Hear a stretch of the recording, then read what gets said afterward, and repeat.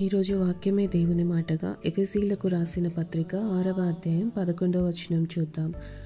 మీరు అపవాది తంత్రములను ఎదిరించుటకు శక్తిమంతులగునట్లు దేవుడిచ్చు సర్వాంగ కవచమును ధరించుకొనుడి.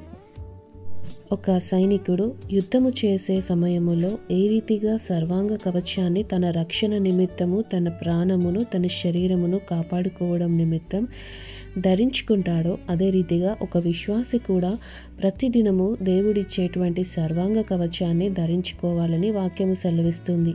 ప్రతిదినము కూడా విశ్వాసి యొక్క జీవితము అనుదిన ఆధ్యాత్మిక పోరాటమై ఉన్నది. అపవాది అయిన సాతాను ఎవరిని మింగుదునా అని గర్జించే సింహము వలె తిరుగుతున్నాడు అని వాక్యము సెలవిస్తోంది.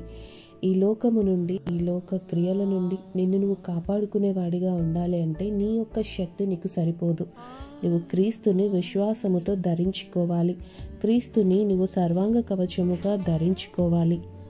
నీ శిరస్సు నుండి నీ పాదాల వరకు కూడా నీకు ఈ రక్షణ కవచము అవసరమై ఉన్నది. విశ్వాసము లేకపోతే నీవేది కూడా చేయలేవు. దేవుని శక్తితోనే నువ్వు లోకాన్ని జయించగలుగుతావు.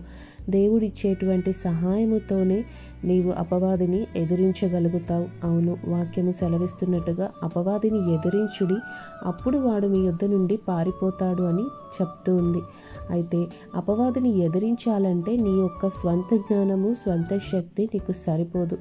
దేవుడిచ్చేటువంటి జ్ఞానము కావాలి. దేవుని మహాశక్తిని నువ్వు పొందుకోవాలి. అందుకే కదా 10వ వచనంలో అంటున్నాడు, తుదకు ప్రభువు యొక్క మహాశక్తిని బట్టి ఆయన యందు బలవంతులై ఉండుడి అని వాక్యము చెప్తుంది.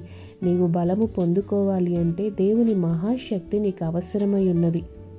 ఈ లోకాన్ని నీవు జయించాలి అంటే నీ ఆలోచనలు ఎలా ఉండాలి, నీ హృదయ స్థితి ఎలా ఉండాలి. నువ్వు ప్రతిదినము మరి వాక్యాన్ని చదువుతూ విశ్వాసములో నడుస్తూ ఉన్నప్పుడు నీవు ఈ లోకములో అపవాది నీకు కలుగ చేస్తున్న పాపపు ఆలోచనల నుంచి విడుదల పొందుకోగలుగుతావు.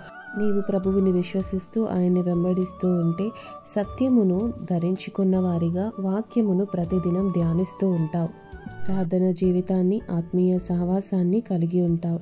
మరి ప్రతిదినము విశ్వాసమును డాలుగా పట్టుకొని మరి రెండంచుల ఖడ్గముతో అపవాదిని ఎదిరిస్తూ నీవు ముందుకి కొనసాగుతావు. దుష్టుని అగ్నిబాణములన్నిటినీ కూడా ఆర్పడానికి శక్తిమంతులుగా మార్చబడతావు. కనుక దేవుని నువ్వు సర్వాంగ కవచముగా ధరించుకో. ఆయన్ని ఎప్పుడైతే నువ్వు విశ్వసిస్తావో ఈ సర్వాంగ కవచము నిన్ను అనేక శ్రమల నుండి కాపాడుతుంది, జ్ఞానమును, వివేకమునిస్తుంది.